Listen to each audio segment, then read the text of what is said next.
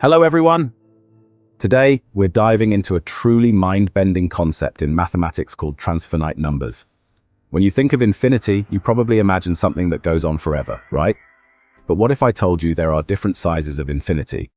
This idea comes from the genius of mathematician Georg Cantor. So, what are transfinite numbers? Simply put, a transfinite number measures the size of infinite sets. Just like we use regular numbers to count objects, transfinite numbers help us talk about the sizes of infinite collections. The key idea here is that not all infinities are equal. Some infinities are larger than others. Let's dive deeper.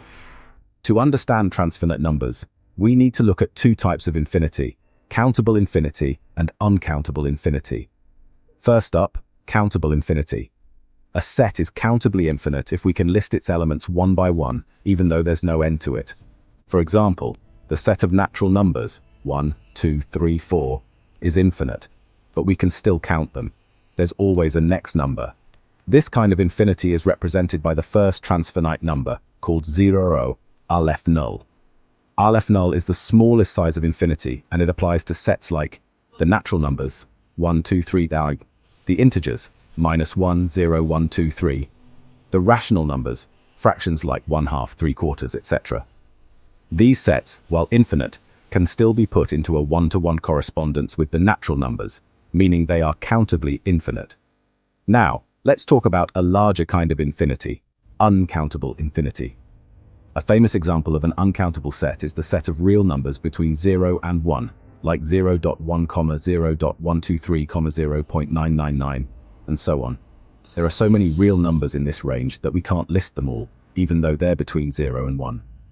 This means we can't count them in the same way we can with natural numbers. Cantor showed that the set of real numbers is uncountably infinite, and this is a larger infinity than 0. The size of this uncountable infinity is represented by a different transfinite number called 1, Aleph 1. Imagine you're at an amusement park, and there are two types of rides. One ride has an infinite number of seats, but you can line them up in a row, like counting numbers. Another ride has an infinite number of seats, but they're scattered in such a way that you can't line them up. Even though both rides have an infinite number of seats, the second ride's infinity is larger because it's uncountable. This is the idea behind countable and uncountable infinities. In summary, transfinite numbers are a way of measuring different sizes of infinity.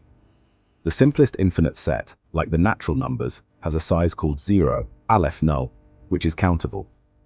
But then, there are sets like the real numbers, whose infinity is so large that it's uncountable, represented by 1. And beyond that, there are even larger infinities, each represented by different transfinite numbers. These ideas, while abstract, are essential to fields like set theory, logic, and even computer science. Thanks for watching, and I hope this helps you understand the fascinating world of transfinite numbers a bit more.